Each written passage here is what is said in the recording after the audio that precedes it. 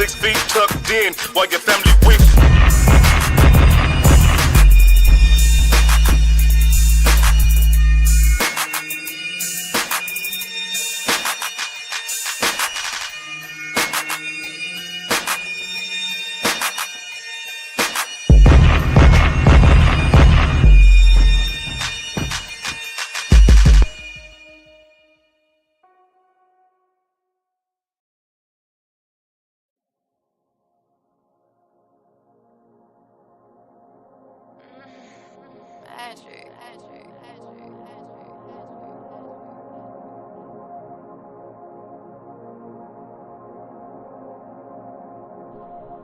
Yeah.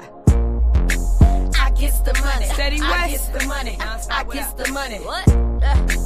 I gets the money. I gets the money. I gets the money.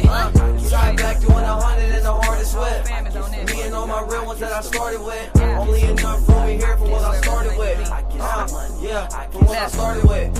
Yeah, it's showtime, baby. Going straight to the money. Can't slow down, baby. Whole crew fly. All we see is dollar signs. And it's another connect on the other line. Most millionaires got 7 ways of income. I'm trying to be a billionaire, need 14 ways of income. Feed the family, hood, and then some. Rolling through the city with the top back. And I dare money, they ain't trying to stop that. I told them fuck rap, we about to celebrate. Get double in.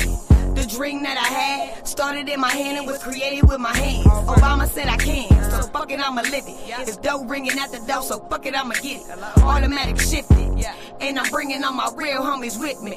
Yeah. I gets the money, I gets the money, I gets the money. What? I gets the money, I gets the money, I gets the money. Try back doing 100 in the hardest whip.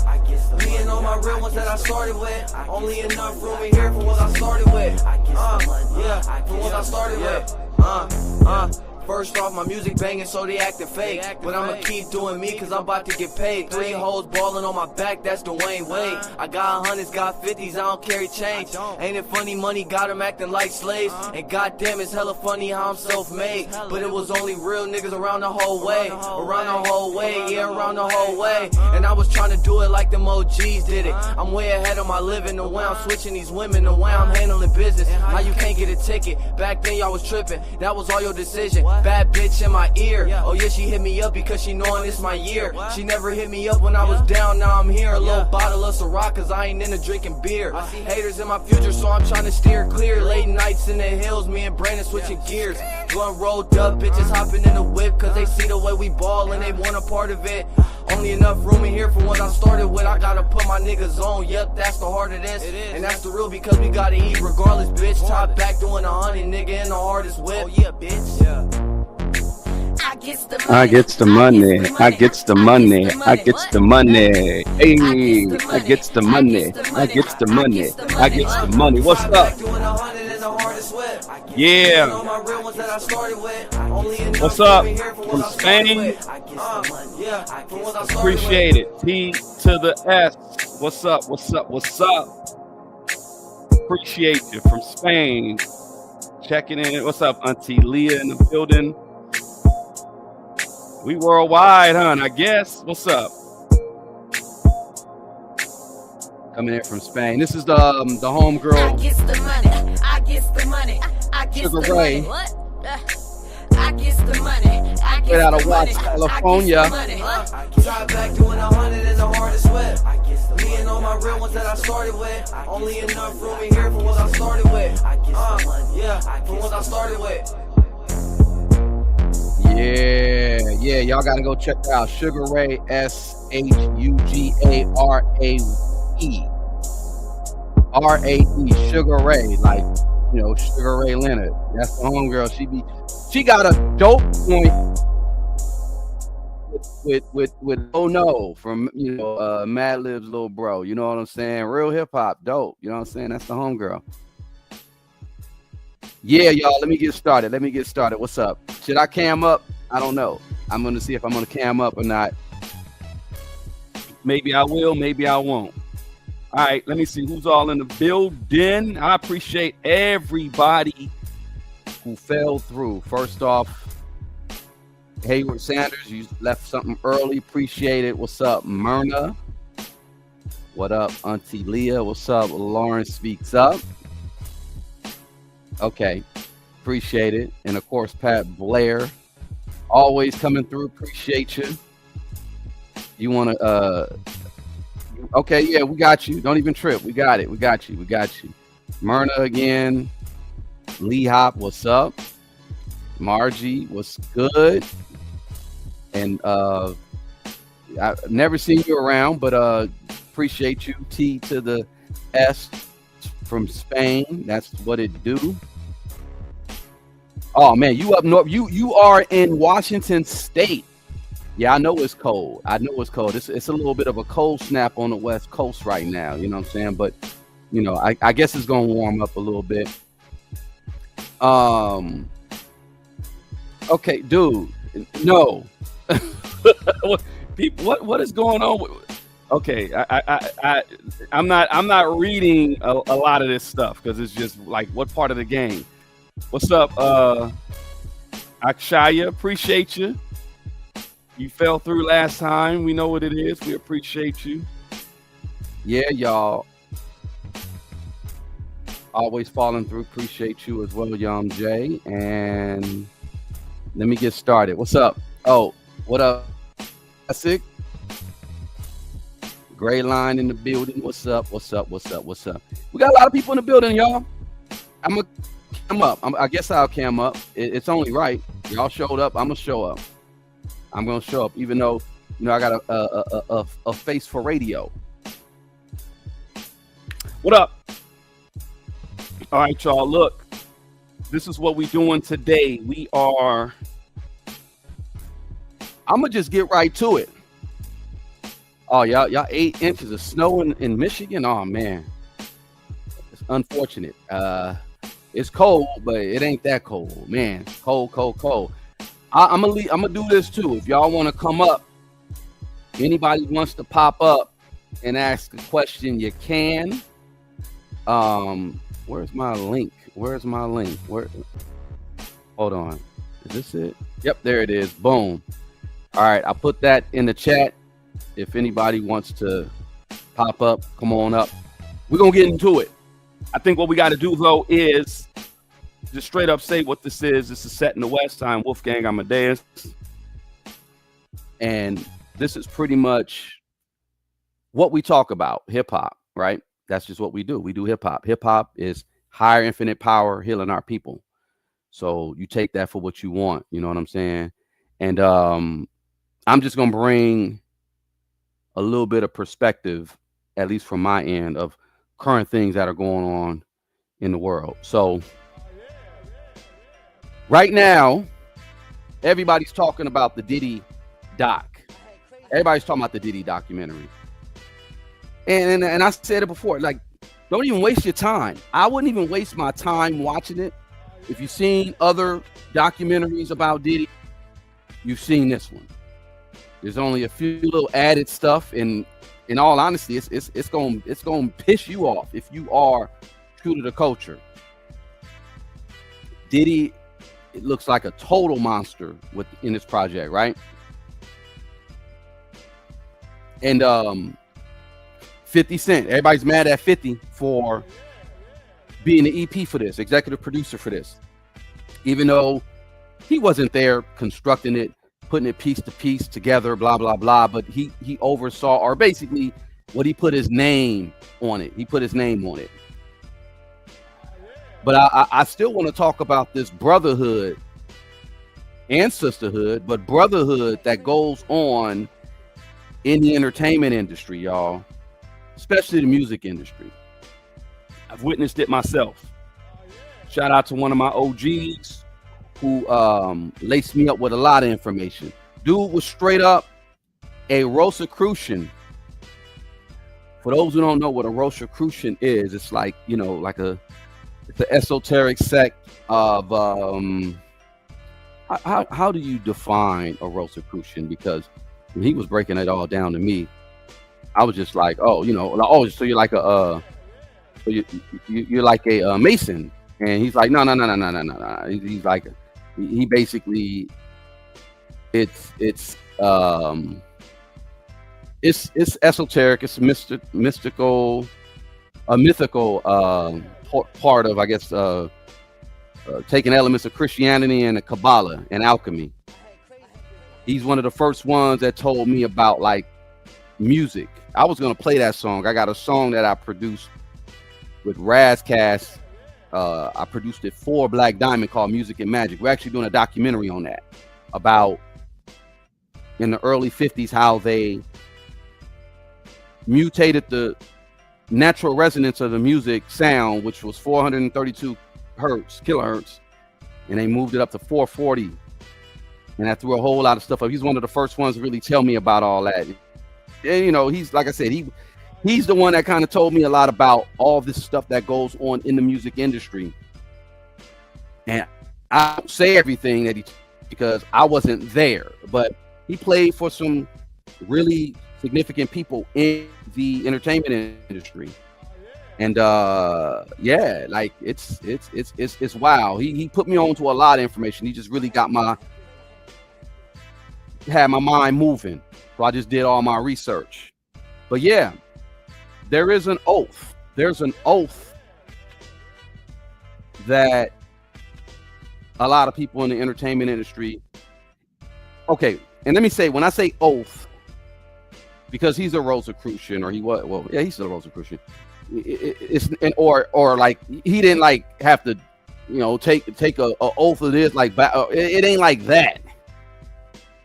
The oath is pretty much it's unspoken. It's kind of hard to say or explain, but it's unspoken. It's not something that it's like, okay, yeah, you know, you're gonna do this, you're gonna blah blah blah. No. It's unspoken, and it is it an oath of silence?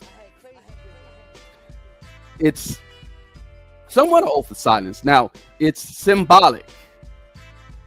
That's the main thing you really got to understand. It's symbolic. It's not literal. So it's not like, okay, I'm going to take an oath and whoop, whoop, whoop. Do y'all know what an oath is? The oath is not, like I said, not an actual written oath or anything like that you see like in a fraternity. Or if you are the Hippocratic oath, you know, doctors, they have to, I guess, take the Hippocratic oath. Meaning, you know, they're not going to do any harm, they're going to hurt anybody, yada, yada, yada. This concept of the oath, but though talking about within the entertainment industry, specifically the music industry, it's a concept based on real industry dynamics. It's also, you know, based on rumors and secrecy, and pretty much, you know, it's how things are ran and function behind the scenes. I remember back in the day, there was a documentary called Damn Shame. Yeah. There was a documentary called Damn Shame. If you remember the DVD days back in the day where you would get like a DVD and they'd be like, oh, you got to check out this DVD. And it wasn't like nothing crazy. It would just be more or less about like conspiratorial type stuff. People used to pass around DVDs all the time. There was a DVD called Damn Shame. And in the DVD, guy, this was pre-YouTube. So the guy basically did like a 2-hour DVD talking about all the crazy stuff that was going on in the music industry. He was calling people all kind of names. He was saying, you know, he wasn't like, it was just his voice. It was voiceover. And he was going in. One thing that stuck out to me was, and this was before Prince passed, he mentioned Prince doing a live show before 9/11 and going on stage and doing something like Osama bin Laden's about to drop the bombs or something like that. That was his chant at the end. He's like, I'm gonna wrap this show up, and he's like, we got to get back to America. He's like, yeah, we gotta get back to America. Come on, y'all. And he told his band, yeah, they start playing. He was saying, I'm being loud, about to drop bombs. Like, he was like, yeah, because Prince knew. And that made me go, oh, damn. And this was right years after 9/11. But Prince performed that before 9/11, documented and all that. It's like, oh, so that piqued my interest. I said, wow. But yeah, there used to be these DVDs that would go around. They'll just hip you to all kind of information. And then when you're in a barbershop, especially in LA, the barbershops is where you get all the information. You could get a lot of information. Now, a lot of times it's secondhand knowledge. It's not like firsthand. I have firsthand knowledge of things I've seen in the industry as well.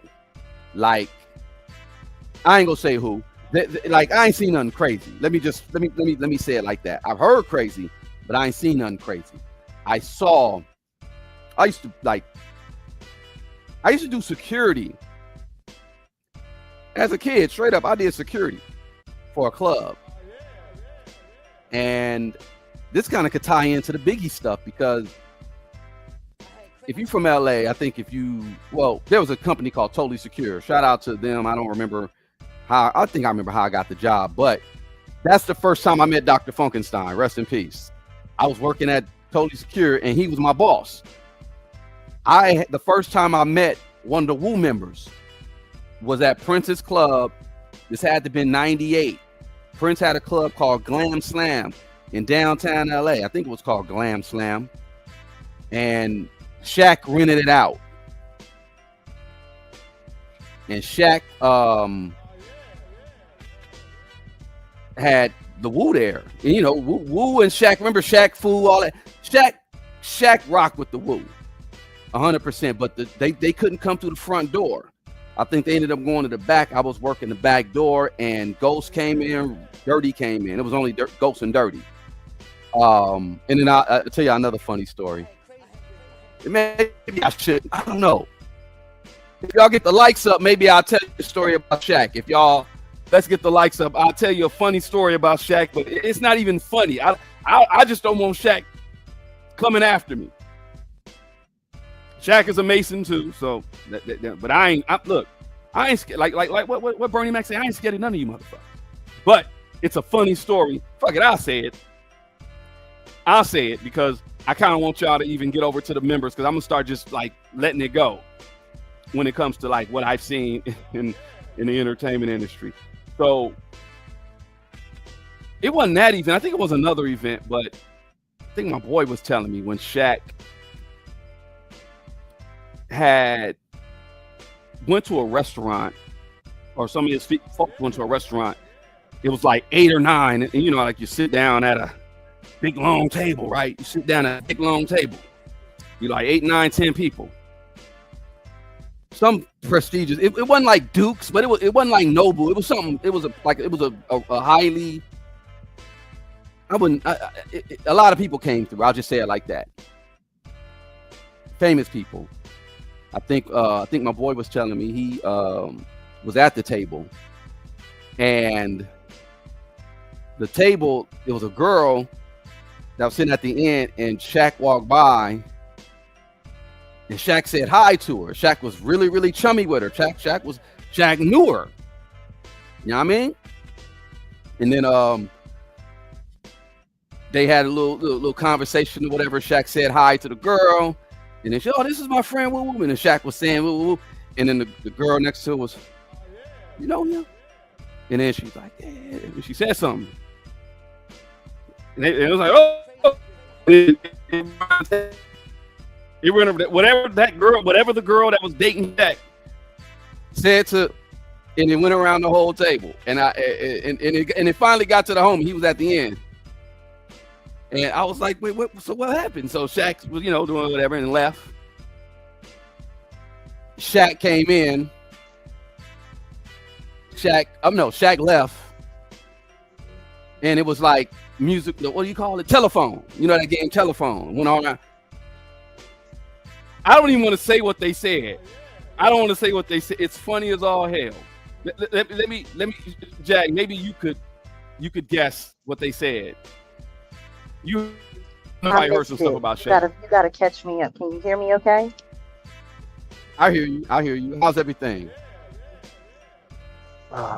Hanging in there. All right. No, Makia, no. That it wasn't that. No. I ain't heard nothing about Shaq. That none of that. Okay, so what I was telling the people, Jag, was because I'm talking about oaths in the industry, and I mentioned Shaq because Shaq's a Mason. Shaq's a Mason. Everybody, if you don't know, now you know. Well, allegedly. Let me just say allegedly. I've seen some pictures, blah, blah, blah, whatever. So what? You say what? You said he's a what? Mason. Oh, yeah. Yeah. I've heard that same thing, and I think there's plenty of evidence to prove it is. Okay, so I did a little quick story time. I told everybody about, and I worked at Princess Club when Shaq rented the club for his birthday back in 98. This is a long time ago, 98, y'all. And I was working security, and I think I saw Shaq that night. But then my main thing was like, oh, here's Ray and it was Ghost and ODB. I had to get them in through the back door. I'm just telling everybody about my time working at the club. And then it wasn't at that event, but I said, oh, I do remember later. My buddy was telling me a story about Shaq. And it's probably a little bit oversharing. I don't normally tell these stories. I don't even think I told you this, Jag. So it was about 9-10 people in a place like Duke's or Mr. Child's, one of them places that, a lot of celebrities come to.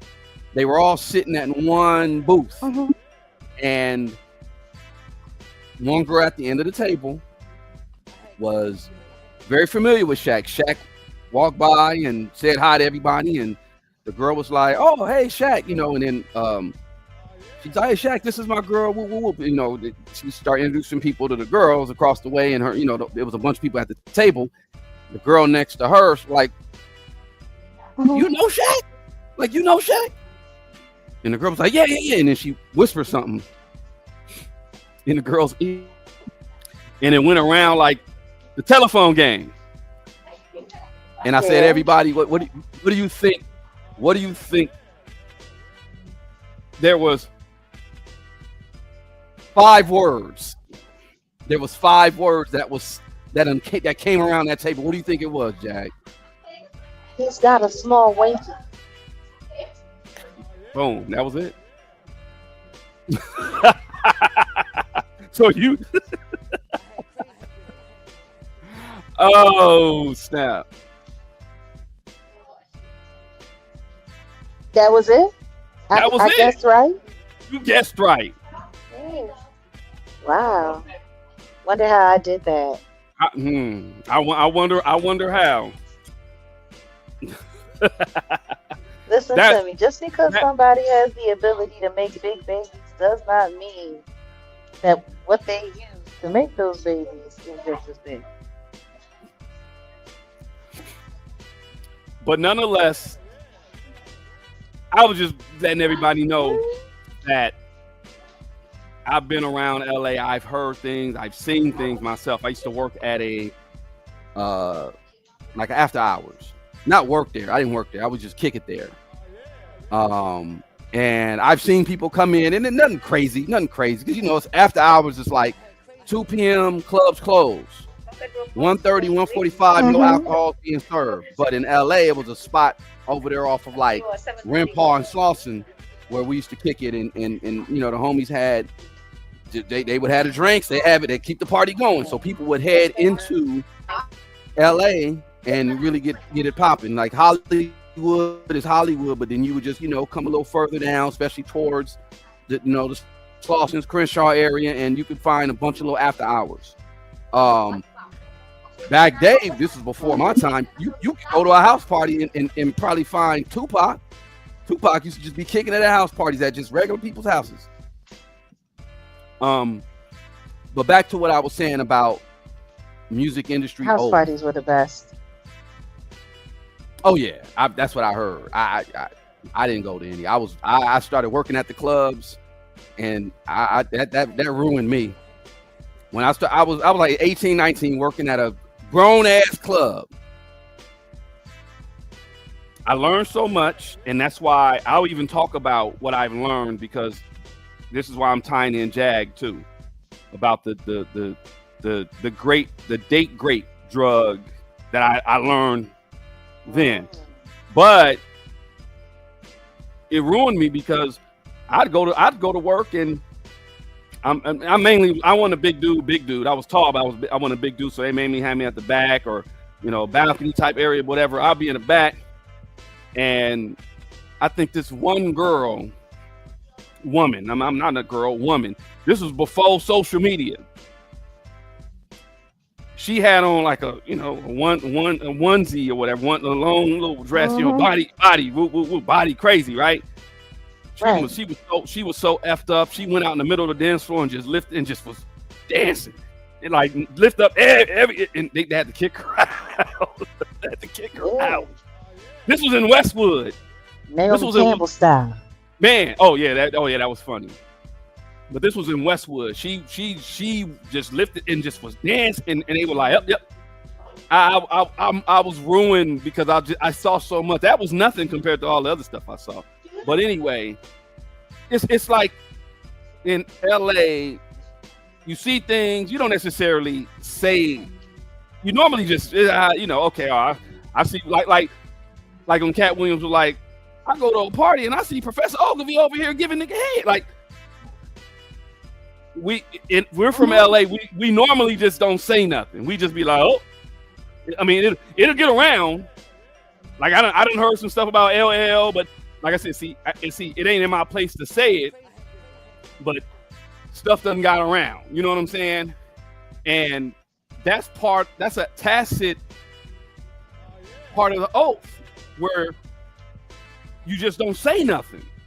You understand what I'm saying when I'm talking about this oath in entertainment industry?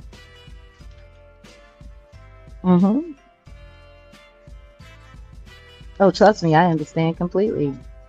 It doesn't matter what you see. It doesn't matter what you hear.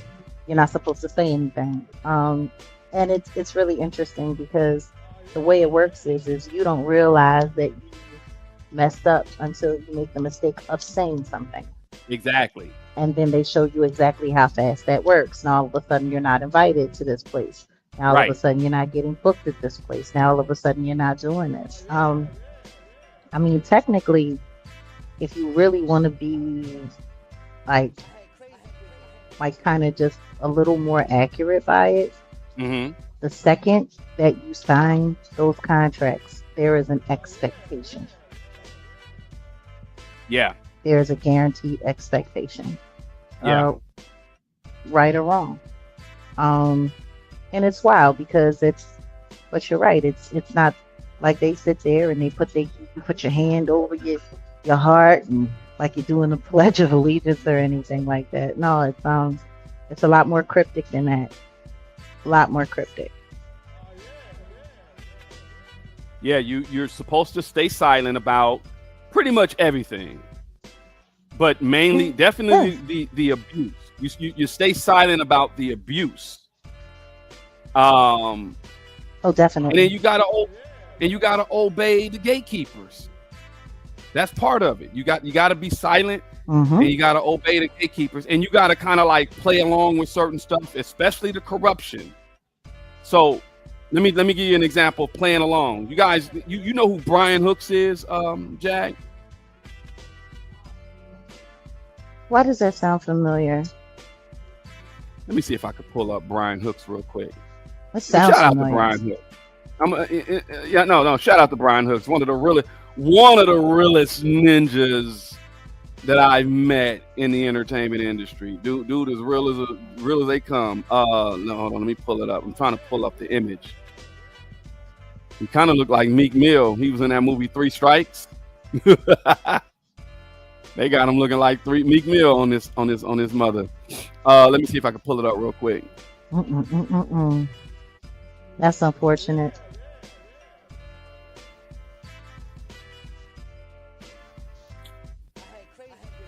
Okay, why this thing acting up? You hear me? Sorry, you guys. It's a bit of a delay. Hold on, because I'm over here trying to do two things at once. But Brian Hooks. Let me see if it'll come up. Brian Hooks. Anybody familiar with this right here? Anybody familiar with this brother right here, Brian Hooks? Anybody familiar with this brother here, Brian Hooks? I know who you're talking about, yeah. Cool brother, down to earth. Really cool. This was years ago. I got invited to one of his shoots. I think he was doing some reality show. Now his father is, legacy not hip hop, but entertainment industry, Black Hollywood. And like I said, dude, cool as hell. So I'm at this shoot, and I'm just there supporting as in like an extra. And there was this brother and this gay white dude. And we supposed to be playing this part, like not playing a part, but it was a party. And these dudes started like tonguing it down, kissing each other. Brian told them get your and kicked them out the shoot. That was the first time I've ever seen someone when they seen something like that in Hollywood where they flip like, oh no, hell no. Because usually, anything goes. You're supposed to just play along. You're supposed to let whomever do what they do or whatever, blah, blah, blah. And you ain't supposed to say nothing because that, that ain't got nothing to do with you. You get what I'm saying? And he was the first person that I saw on the set, movie set, that's like, no, y'all ain't doing that here. He cussed him out. Get the fuck out of here. That was crazy. But shout out to Brian Hooks. I'm just saying, it's a reason why 3 Strikes, and then he's done some other stuff, but you don't see certain people prominent in hip hop anymore. I mean, in the music industry or entertainment industry like that, because they don't want to play the game. They don't want to just be. That probably did it for him. That moment was probably the moment, because like when you said his name, like I was like, it sounds familiar, and I see his face. You don't see him around like that no more. No, he's doing things, but not like you figure he would be kind of, wouldn't he be where like Deion Cole is, or because dude, and he's an actor, but he's a comedic actor. But I'm just saying, he would definitely be where Corey Holcomb is. There you go, exactly. But he didn't sacrifice his morals. See, so the oath in the entertainment world, the unspoken agreement, you stay silent. You obey your gatekeepers. You play along, and you sacrifice your morals.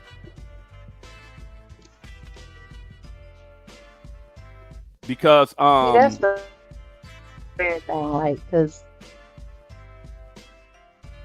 morality is not. It's become so elusive now. I don't think it's a matter of, I don't know. You know what? Let me be quiet and let me just let you cook. And let me put my words together properly before I say anything else. Go ahead, but interject anytime. Because I'm just laying out. This is like just the tip of the iceberg when it comes to what this oath really is. And like I said, the idea that once you accept the benefits of the industry, you're expected to protect the system, even if you see illegal or unethical things. Right? Real spill. Absolutely. The examples that I gave y'all before about what I just said about Brian Hooks and stuff like that, and even the situation about Shaq and stuff like that, like you're just not. It's like you kind of you just, and that's little stuff. That's nothing major. That's little stuff. But imagine if you see something that's way crazy. We're talking about the babies and the crazy stuff. You're not supposed to say nothing. That's pretty much the oath right there. That's the oath. So it's also called selling your soul, becoming a part of the machine, and I find that interesting. Becoming a part of the machine. Now that we're looking at what's the word that I'm looking for? The singularity, or we're in that space right now. where they're talking about AI music and, you know, AI this and that or whatever. Yeah, joining the machine, but they're talking about joining the machine of the entertainment industry. You know, some people also say, you know, it's called being owned by the label when you're talking about the music industry, or it could be entertainment, you know, being owned by the studios, and agreeing to never speak against them. So again, it's not a real ritual, it's not a real oath, it's a metaphor for compliance, silence, and control. So why do people believe that the oath is real? Because you see it's been you enforced. see certain stuff.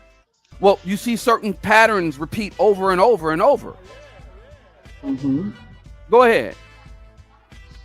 No, I'm saying because it's been enforced. It's enforced. Like, it be enforced. Like if you don't go along, there's certain things that happen almost right away. First things first, you become ostracized. No one talks to you anymore. No one returns your phone calls anymore. Things happen. Doesn't matter how talented you are, how great you are. Your work is cut off. Which of course does what? Cut off your money. The second that your money is cut off, then the next thing you know, they problem after problem after problem. You'll find yourself getting pulled over, getting tickets. Next thing you know, you'll find your license getting suspended for a ticket that you never received. But this is on the books for this. Like it's constant. Yeah. You get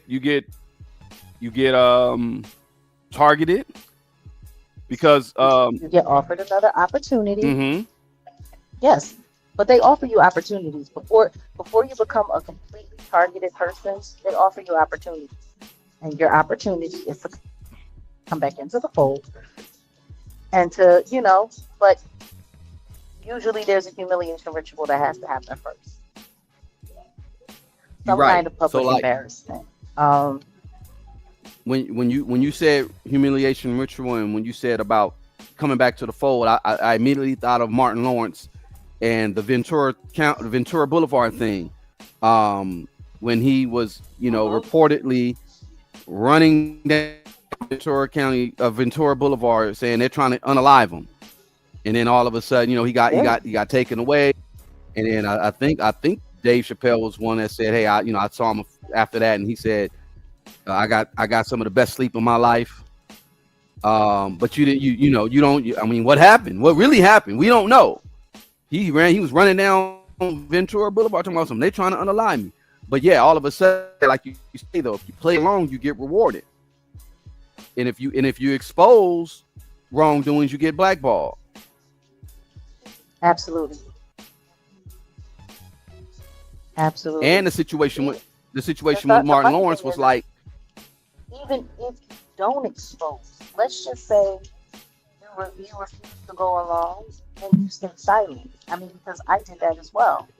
What they do is they allow you to work in certain areas at certain times, but never get too high, never get too far. Keep playing a game, Like it's cat and mouse. You would think that it would be a little bit more sophisticated, but the truth is it's quite juvenile, it's quite childish. Like, and everyone is down for it. Yeah.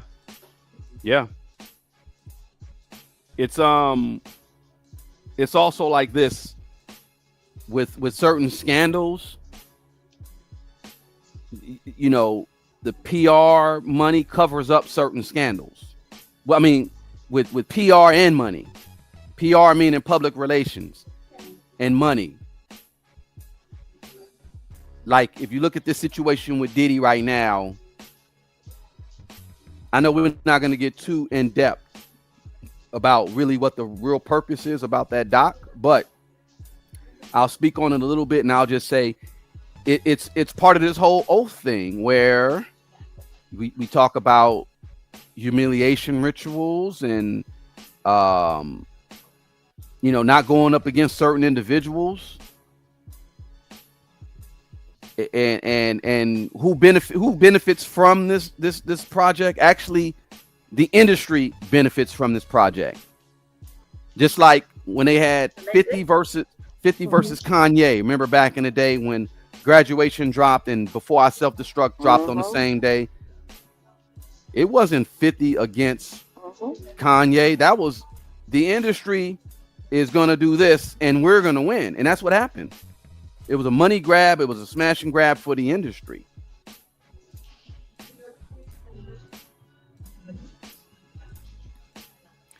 NDAs are also a part of, this whole thing where why people believe that the oath is real, because NDAs, how many NDAs have been signed out there that you can't do this, you can't say this, you can't. They use the NDAs thousands upon thousands, and they use the NDAs as weapons. Probably millions. Like millions. Probably. If you go back throughout the years, probably. Wow. There are very few people in this industry that have never signed one.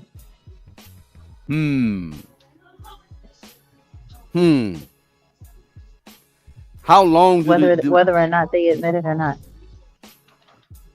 I know, and I don't want to speak on old girl like that, but Tiffany Haddish, I know there was a situation where she didn't sign an NDA allegedly when she was talking earlier reckless. Not, well, I'm gonna say reckless, but she was talking about Beyonce in some setting, and she wasn't supposed to say it that way, and she kind of got like reprimanded for that. And then even Beyonce, NDAs got to be signed when billionaires are in the building or some like that. Yeah. But yeah, Patricia, I was going to ask, how long do the NDAs last? I don't know. Are they like lifetime? It all depends. It all depends. A lot of the ones, especially with like the higher ups and stuff like that, they last for as long as the person being protected is alive. Sometimes up until 5 to 10 years after their death. So basically, for the rest of that person's life who agreed you're never allowed to say anything. Others, it's a little bit different. Like, they'll leave it up to your this and leave it up to your that. But even if you choose to say something, they still can come and sue you for the money that was paid. Yeah. And you would still be on the hook for it. Yeah. So, it's like I don't think people understand. Like, they'll give you money, they'll pay it, and then they'll tell you if you say anything, they're coming back for 5 times what they gave you. So it's like kind of like a PPP loan. Oh, the a PPP loan is a contract. It's almost about if you ain't do the right thing, there's going to be some retaliation, just like an NDA, and it induces fear. And of course there's that power dynamic, because if you say something against whomever or whatever, they can come after you. Yeah, you're basically going to be in control. You're going to be in control, Yeah.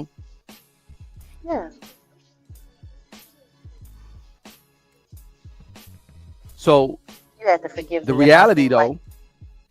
No, I got a delay going. No, I know. Don't trip. We're gonna wrap this up in a minute. I just wanted to really just get into the meat of this situation, because I know you got stuff you're doing. Check this out, though. The oath, when you're dealing with the industry, so the oath it equals non-disclosure agreement culture and loyalty tests. Now hear me out. So what actually happens with this whole oath, because like I said, the oath it equals something. Loyalty tests and NDA culture, and I know you can attest to this. Artists are forced to sign NDAs. Labels, they force silence about abuse, about D-Rugs, about the SCX, about certain crimes. Executives, they'll test your loyalty through humiliations or through compromises. The last video I did, shout out to the company man, and he was talking to Razcast, and he was talking about how the execs just basically had him over a barrel. And they pretty much humiliated him. They the ones, if you ask me, are the ones who sent him to jail those couple of times before he was able to get out of that contract. And if you break their loyalty, they'll ruin your career. Oh yeah, absolutely. And sometimes they'll do it anyway, even if you don't break the loyalty. All depending on what they do or what they need to provoke. Like, I totally almost forgot about everything that happened in Chicago leading up to his death. That happened where? You tend to Tupac leading up to his death. Like, you tend to forget his the chronological order of the amount of crap that they threw on him leading up to his death. Yeah. Like, the second that he didn't want to play along with the Diddlers, the second that he didn't want to play along with the way they wanted him to play along, the next thing you know, it was problem after problem after problem after problem. Like, I almost forgot that literally, like, he was, in that awful situation that happened in Quad Studios where he was totally bored to come there. And it's wild because that's why, I look at certain things and people ask me certain questions, but it's like, man, the best way to set somebody up is to, have them come to a recording session or get them at their show. Like, it's public knowledge where you're going to be.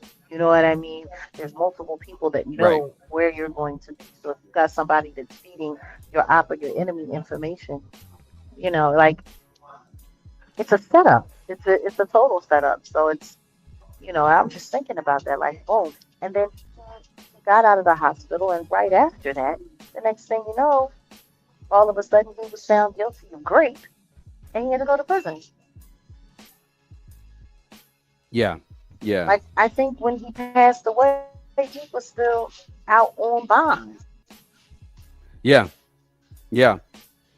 While his case was being appealed, like, he literally passed away on paper.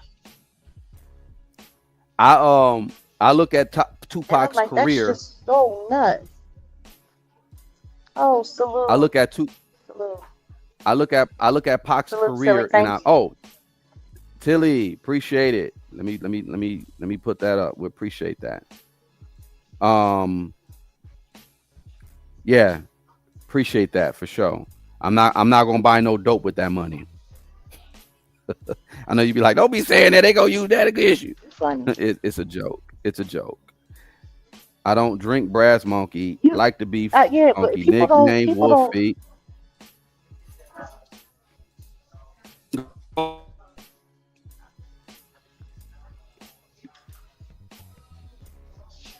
Jack, go ahead. What happened? You say people don't what? I said people don't understand your humor. They really don't. Because you'll put up something and you swear to God it's funny as crap. Next thing the people be like, people look at you and they hear the way you speak and they hear your dialect and they hear your, just the way you carry yourself, and they tend to forget that you grew up in the hood. I think your humor catches people by surprise. That's what I think. Yeah. No, I appreciate it, Tilly, and keep. We appreciate it. We do appreciate it. If you appreciate what you're hearing, definitely contribute. Or we're gonna wrap this up soon. Putting the link out there. If anybody wants to tap in, they can. It's right there. It's in the chat. Boom. Maybe I gotta pin it or something. Huh? What do you think? Let me see. Okay, I don't know. I just think we live in a society that's become I was just actually I might well no I can't do it because I don't have that access. I was gonna say you could go in on one of your other devices and Mm-hmm. pin it. You might not be able to pin it from here, but you can pin it from another device. But Oh it yeah, no, doesn't you're matter. right. You're Um, right. It's all good. no, it's just I'm thinking about how accustomed to lies our society is becoming, just like how comfortable people are with it.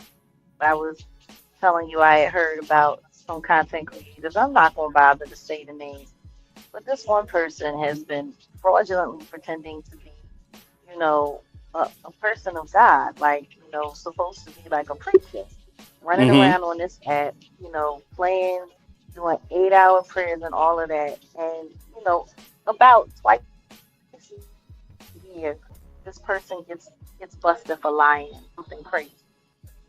Mm. And every time they get busted for lying about something crazy, they put on a health scare Mm-hmm. to get sympathy and just to get people off of their back. And I guess like this person has become so comfortable with it and so used to it that this year, not only did they have a stroke in StreamYard, not only did they have the wherewithal to pretend that they had a stroke and talk to people like that, trying to convince people that they had a stroke, but they were also Mm-hmm. able to convince people flatline from the dead and already fell for it. Began to impersonate the family members to make sure that it was safe to come outside. Like, and this is supposed to be a person of God on his app. And they've been doing this crap for years. And it's just like when I look at how come, like when you see it on such a small level, like because YouTube, in the entertainment realm, this is small. This is small petite. Very, very, very, very, very, very, very small petite. But Yeah. they're Yeah. able to maintain this structure of lying. Like I don't think a lot of people realize that there's an oath here. Like I'm still trying to Yeah. figure out what this whole new media thing is about because honestly, it sounds like code. It doesn't sound like it's Hmm. actually a real thing. It sounds like a code. Like when they say new media, what it's like saying junior mafia. You know what I mean? Like it's like a gang. This whole new Yeah. media thing. So I'm sitting there and I'm watching the nature of everything that's going on, and I'm like, if people can see how off the wall all of this stuff is on YouTube. Imagine how crazy it is inside the industry, inside the company, inside the studios, Yeah. inside the recording houses. Like this is nothing because pretty much everything that they do here, they're just emulating the people that are higher up on the food chain. Yeah. Yeah. Yeah. They are. I can't even begin to imagine. Like, and that's the thing. Like right now, like regarding this new documentary series out called "Surviving Gate," because all this is surviving Gate. That's it. Call it Yeah. reckoning. You can put his real name on it. This is no different than surviving R. Kelly. It's no different at all. Yeah. The funny thing is that surviving R. Kelly came before his trial, and they were able to use the energy that they created around that to make sure that he got good and convicted this time. But this time they got Right. Zipper in jail, and now they're putting this out. And I'm watching like it was so crazy. Joe Budden did a reaction. He was doing a reaction, and what another thing that I don't like these so-called new media people when they say that they've watched something, but then they hit all of the details of everything that they watched wrong. Like Yeah. they'll sit there, like you said you watched it. You said you watched it, but you're literally sitting here like getting all the details wrong. Like it's almost as if they're trying to confuse things on purpose for effect or just, for a click and a view. But I'm Yeah. sitting there listening to Joe Budden and he's sitting there talking about man F pubs and oh my God, I mean I knew about all of this stuff, but you take it and you look at the way he put it together. Oh my God, this is horrible. He's a monster. My thing is, you was there. You was around for a good share of some of this. Hmm? Yeah, it's like you was around for this stuff. Like I don't like when they sit there and they play the like, oh, like, oh my God, I can't believe. What do you mean you can't believe? You was sitting right there with him. You knew what was going on. Like, and that's gonna be the funny thing. Like watching the industry, this documentary as a get out of responsibility free card. Like, yes, that was a great thing. Um, like it's just like you can't be serious, bro. Like listening to the fallen comet report talking about I'm listening to what 50 is saying and man, oh man, you know, when 50 sat there in that interview and he said part of the reason why he wanted to make this documentary is because he didn't want the world to think that the industry was okay with all of this terrible behavior. You know, because everyone's been so quiet. Like, really? Oh, so you made this so the world wouldn't look at the industry messed up? It's funny he would make that comment because he was one of the first ones to tell us, like, Puffy sent him videos of Cassie, and you remember he said that. Now this reminds me of and shout out to Dewan B for mentioning. Yeah, he said he called him, but shout out to Dewan B for mentioning that book called Chaos in relation to what's going on with 50 and Puffy. There's a book called Chaos, Charles Manson and the CIA, The Secret History of the 60s.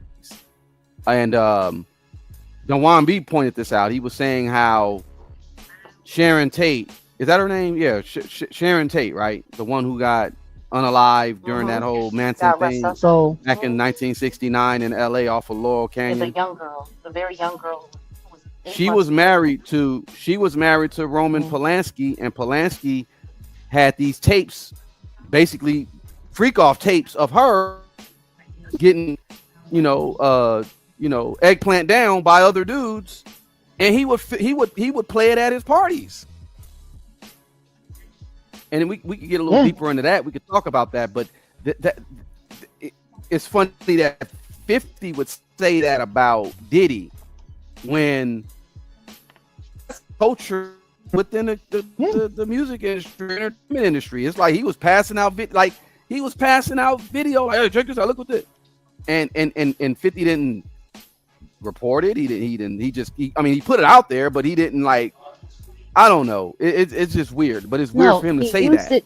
He used it for sound bites, because if you thought that all of this was so deplorable, if you thought that all of this was so terrible, then why didn't you?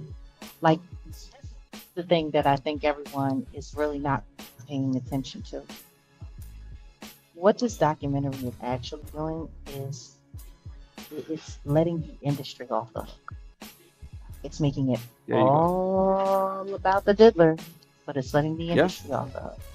You know what I mean? This is the nail in the coffin. This is the, oh, look at how terrible he is. Look at how awful he is. But it's so funny because for so many years, I've been sitting here saying, hey, this guy is a piece of crap. This guy is the worst of the worst of the worst of the worst. You know what I mean? And everyone, oh, she doesn't know what she's talking about. She's lying. Oh, it can't possibly be that bad. It's not this. It's not that. Yeah. No, you've been on it. I know. I know you got to get your stuff together. And what's her name? Stacy. You tried to come up, but then it said your device wasn't connected. You could, you say you're trying to get this crazy. Yeah, it just says your device wasn't connected. Just try it again. I want to hear what you have to say before we get up out of here. But yeah, Jag, you've always been on it, It's and that's just why I wild. said, go ahead. No, I was just saying it's just wild to me. It's wild to me because now everybody's gonna sit around and be like, "Oh wow, you know, man, I never knew it was that bad. Oh my God! I mean, when you look at it, oh, this is terrible. Oh my God!" Like, stop, But stop. you've been getting a lot And of see, this is a messages. part of that. Oh, Well, yeah, no, that's what I was about to say. You've been getting a lot of messages of people saying, you know, this is exactly what you've been talking about before. You've been publicly about the real oath and the forced silence and retaliation against anyone who talks, and they came after you. But here's what I was gonna land it at. Powerful people protect each other behind closed doors. If you really want to look at this project, 50 ain't doing nothing but kind of lightweight protect and puff. understand Lightweight. where was he's been collecting all of this and gathering all of this and had all of this stuff, and nobody from the trial, nobody from the federal prosecution team had access to any of this. Why not? Right. Yeah. Wait until after the trial to release this. I mean, and it makes sense to do it afterwards, but yeah, like you said, if you had evidence to really put someone away, that's why I said it's a lightweight protection, if you ask me, because it's kind of like, okay, you got a little jab or whatever. They were saying they were saying that people who had done, you know, interviews and stuff like that and spoken to the media couldn't be included in the trial to testify. But Joy Dickinson Neal, he wasn't in the media. She wasn't doing anything. Why wasn't she included in the trial? Why? Because she hadn't won her case? Because, you know, it's just so funny to me, you know, and I'm sitting there and I'm looking at all of these images, and I've been studying this because, like, we're going to do some real in-depth commentary. I have an interview that I got to do, and we're going to go over it. And I think I'm going to get back into the Uncensored podcast and, you know, drop how I feel episode for episode. Nice. On the Jaguar Right Uncensored podcast, because for me, what's unbelievable is that people are going to sit here and try to pretend like they didn't know. Like, this is like, because that's the main thing that people have been trying to convince people. Oh, she's lying. Oh, it's not like that. It's not like this. It's not like that. Like, oh, no. It's just this. No, all of you knew. All of you knew. 50 Cent has said on himself on several occasions he knew about what was going on in the backdrop. Yeah. And it's just wild because he gets to keep his career and he gets to be exalted and praised or admonished for this, but ain't nobody gonna mess with his money. Ain't nobody gonna cut his water off in the yard. But they have been coming after me and doing everything they possibly can do to make sure that I can't earn a dime. Like, you know, so and that's why I tell people all the time, you gotta look at how they people, because the people that they come after to destroy are the people they want silent. Yeah. So when you see somebody coming forward and dropping stuff and saying stuff, and they're not being hurt, they're not being silenced in any way, they're not being broken down in any way, you got to ask yourself why. You have to ask yourself why. Yeah. But, you know, yeah. That's part of that oath, you know. There's these people work as a team, you know what I mean? You got an offensive line, you got a defensive line. Like, that would be the best way for me to describe the Illuminati. They're a football team. It's the same damn game. Offense, defense, two different teams. No, I'm just saying they're not all on the field at the same time. Like when a football team plays, you don't have everybody out on the field. No, the you're whole right. team is not playing at the same time. You tap certain people in. Boom. Yeah. Yeah. You got your field goal kickers, and then they have, you know what I'm saying? Like, there's not one coach for a football team. You have a whole coaching staff. Some Right. people only coach offense. Some people only coach defense. Like, some people only, coach special teams. Some people are there, but like, you got bloggers, you got reporters, you got Yeah. lawyers, you Yeah. got litigators, Yeah. you got, Yeah. you know what I mean? You got crisis management, specialists. You got, that's what this is. Yeah. We are No, you're right. watching the Illuminati team try to play, prepare for the Super Bowl of saving itself. Like Wow. I said, Because they're literally going to do this whole thing to Diddy that they did to R. Kelly. And it's just funny to me. Acceptable Yeah. monsters.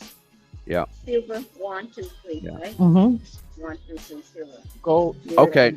Mm-hmm. Okay.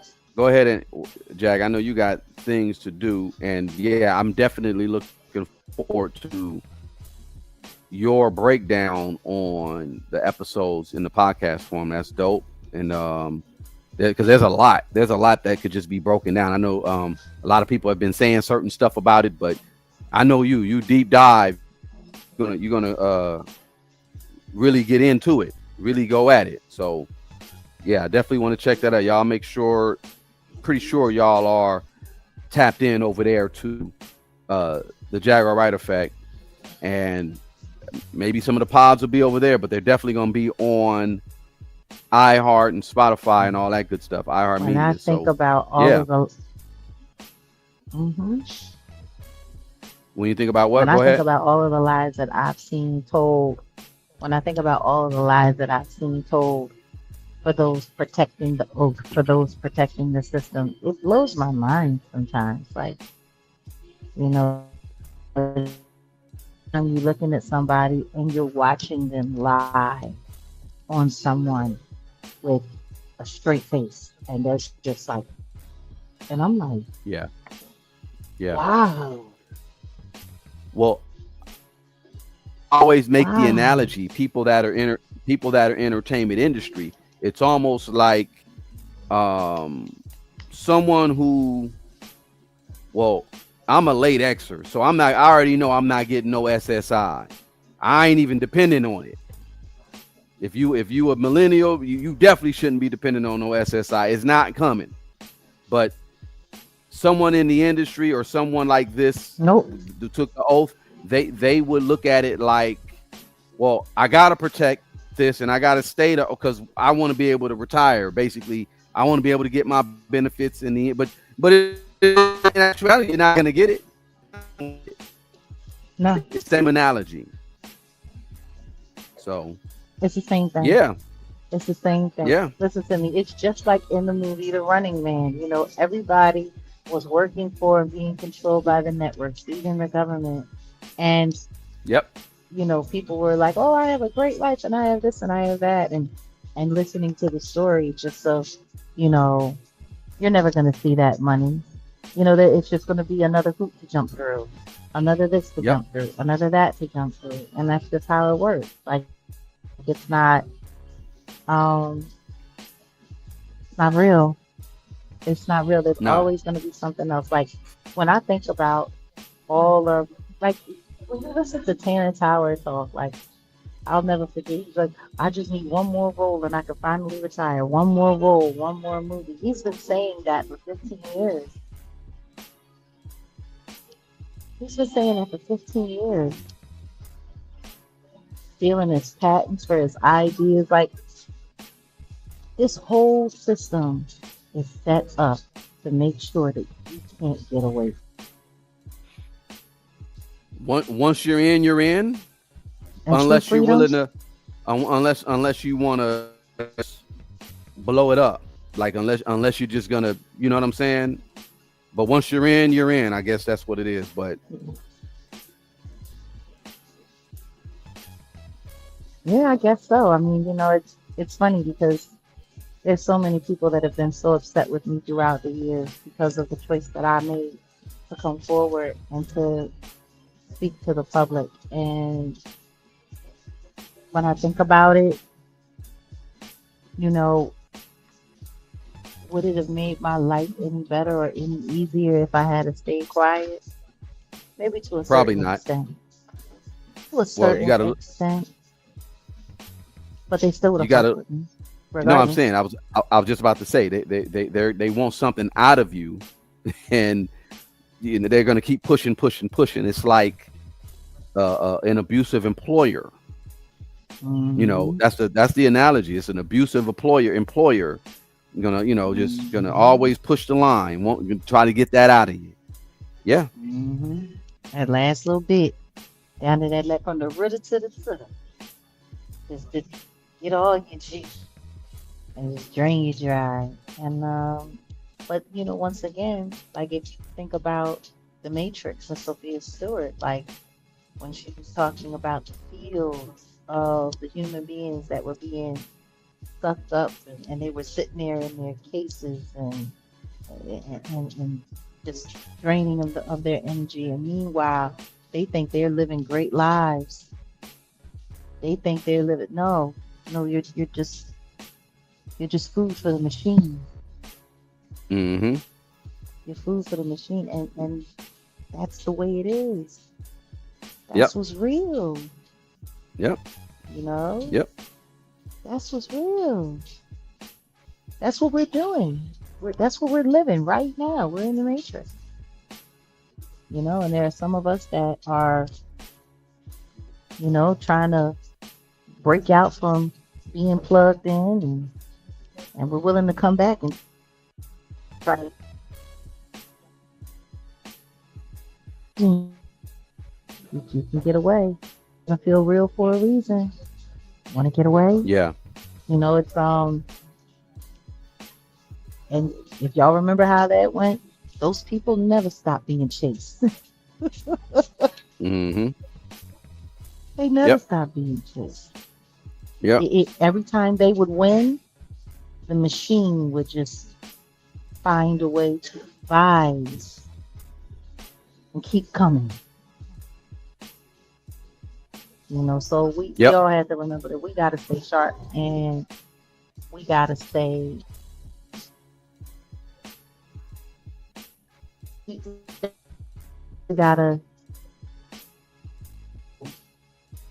That the machine is always machining.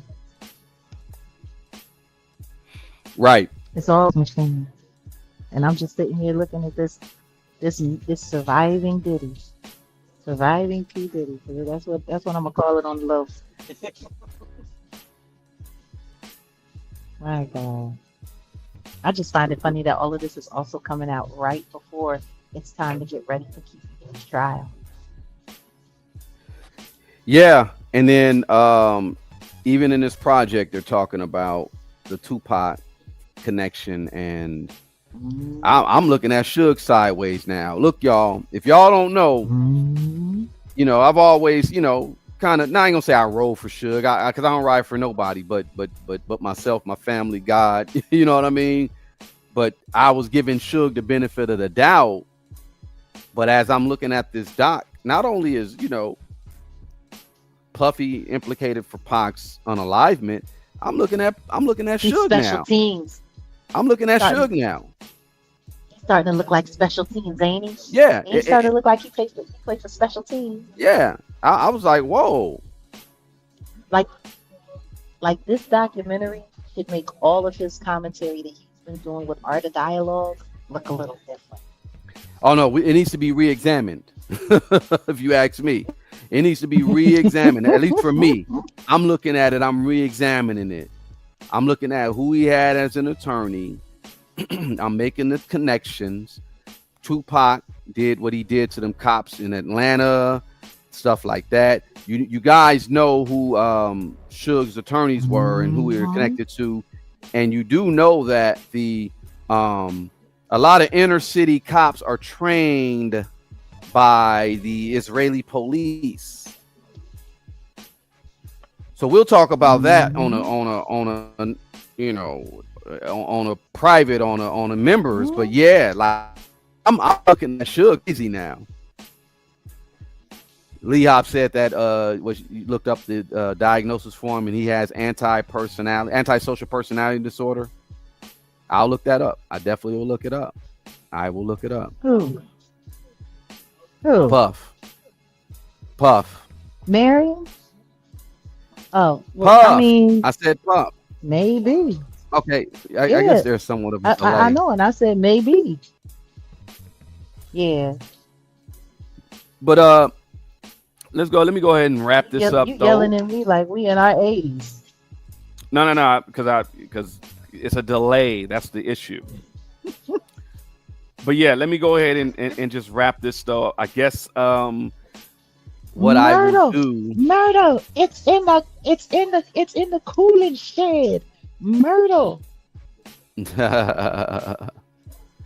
I guess what we're gonna do though is maybe we'll pick this up or talk more about it in depth. If you guys like the conversation, definitely like. I need more likes, y'all, and y'all could share. Definitely hit the like before you get out of here. Maybe we'll talk more about it. And what I'm gonna do though, the story that I said I'll Shaq. I got other stories. I'll make some exclusive West Side stories. And we could talk. We could talk on the member side. You know what I'm saying? If you ain't a member, it's just a buck. Just go ahead and just become a member because I'm gonna do a lot more over there. Appreciate it, Classic. Told you I gotta pull up on you. You gotta meet me with the homies, man, over there at Venice Beach, where my boys be. I'm gonna have to pull up. You gotta stop saying stuff like that out loud. You know you a wanted man.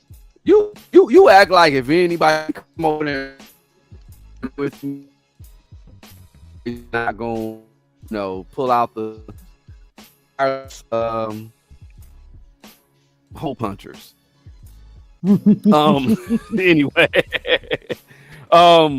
yeah. When please, Stacy, we'll do a live. I'll do a live later, maybe tomorrow or something. We'll see. And this oath. I wanted to get really, really deep, but I'm glad Jag dropped in and kind of helped me flesh this out because I kind of just the surface level with it. But yeah, man, I would also again, y'all recommend because. Again, shout out to Dewan B for saying this on his last live. He talked about that book regarding the Manson unalivements. It's called Chaos, Charles Manson, the CIA, and the History of the 60s. And he was back in the 60s. There was between 67, I think, and 68 or something like that, 66 and 68. There was one unalivement in South Central Los Angeles, but versus on Laurel Canyon, they were like 40. It was going down over there because of the Charles Manson unalignment and the whole thing about the helter skelter, all that good stuff. And the book like kind of talks about that and the CIA secret programs, the 1960 counter culture, the D-Rug experimentations, the government's attempt to manipulate a social movement. It's all tied. I kind of want to tie that with what's going on now. It used to be that area, the Laurel Canyon area. Then it moved to what do you say, Sunset. Then they moved it further west to where Calabasas and Agora Hills, and now they have not gone anywhere. They just moved over, and you can get away with a lot more. The further west you go, the further west you get out of LA, it's a lot more secluded. It's more secluded and a lot of private security. You're not dealing with no police. You're not dealing with no police. You're dealing with sheriffs. Rest in peace to Matrice Richardson, the lady that when Kamala Harris was the AG of the state, she didn't even do anything when the She-Rabs ended up finding her in some unincorporated area of Malibu, like in that same area, basically, So, yeah. Yeah, man. It's wild. It's just, there's so much that totally gets thrown to the wayside and gets Mm-hmm. thrown under the bus and it doesn't get acknowledged. What I Yep. will say is every time they come for our channel and every time they come for us, I know we're doing the right thing. It might not be the most profitable thing. It might take us a little while to grow. We don't grow as fast as some people do, or whatever the case may be. We don't get pushed the way some people do, but we know that the people that are here are real. Yeah. So, you know, we're grateful for that.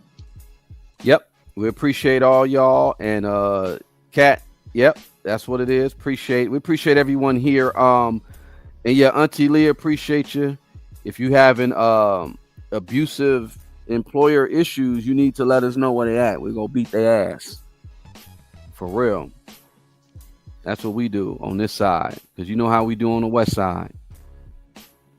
You know. All right. I'm gonna get up out of here.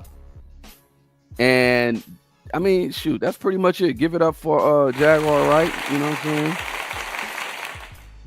Yeah, I guess that was enough right there. They were just like, I thought it would be like a longer whatever. I gotta incorporate more sounds. But yeah, that's it, y'all. We up out of here. What happened? What you mean we up out of here? I mean, what you mean what happened? I said we up out of here. What are you talking about? Oh no, I heard. No, listen to me. It's been cutting in and out. I've been having a little drag, a little delay. So sometimes I come in like at the end of what you were saying. I know, and that's part of the reason why I said let's just wrap it, because this video went long enough anyway. Appreciate everybody who came, and yeah, you know, when you get back on the laptop, I think it'll be best. And I see your messaging, Laura. You may have to email us or whatever. I don't want to, you know, it's a little sensitive topic. We feel for you. We understand how that goes. Just email us and maybe we'll look into it. But definitely, we pray for you. We'll definitely pray for you. All right, we are out of here. Right. Peace. See ya. Wolf gang eating sheep, only playing for kicks. Have your sleep 6 feet tucked in while your family weeps.